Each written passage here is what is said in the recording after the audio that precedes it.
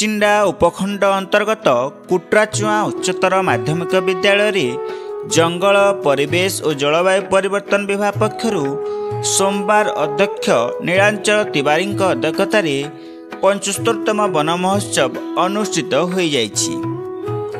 प्रारंभ में अतिथिगण अध्यापक अध्यापिका और समस्त छात्र छात्री माने प्लाकार्ड धरी वन महोत्सव और वृक्षरोपण सचेतनता पर शोभायात्रा बाहरी ग्राम परिक्रमा करथिले।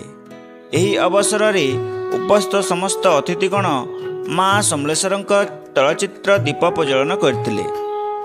एही अवसर में कुचिंडा रेंज अधिकारी लेखाश्री महानंद मुख्य अतिथि भाव में जोगदे वृक्षरोपणर महत्व और वन्यप्राणी सुरक्षा विषय में उद्बोधन देइथिले। अवसर प्राप्त अध्यक्ष तथा प्रकृति बंधु सुभाष चंद्र नायक मुख्य वक्ता भाव में जोगदे वन महोत्सव विषय और समस्त को जन्मदिन में गोटे लेखाएं गछरोपण करने परामर्श देइथिले।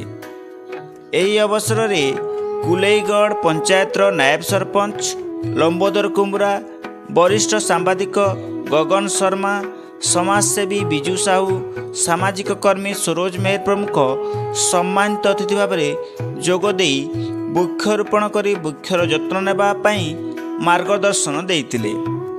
विद्यालयर वरिष्ठ अध्यापक कृष्णचंद्र पुजारी सभा परिचालना करथिबा बेले अध्यापक सत्यनारायण पटेल स्वागत भाषण सह अतिथि परिचय प्रदान करथिले।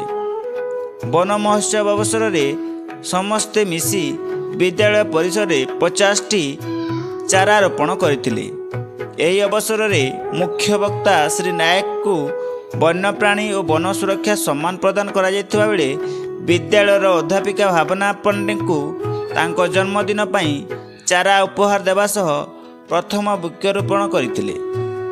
अन्य मानक मध्यरे शिक्षा डेमोन्स्ट्रेटर प्रतिमा कुमारी नायक, फॉरेस्टर टिकम चंद्र चौधरी, फॉरेस्ट गार्ड अनिता नायक प्रमुख उपस्थित रही कार्यक्रम परिचालना करथिले। कुचिंडारू हेमंत भैसांक रिपोर्ट, संध्या न्यूज।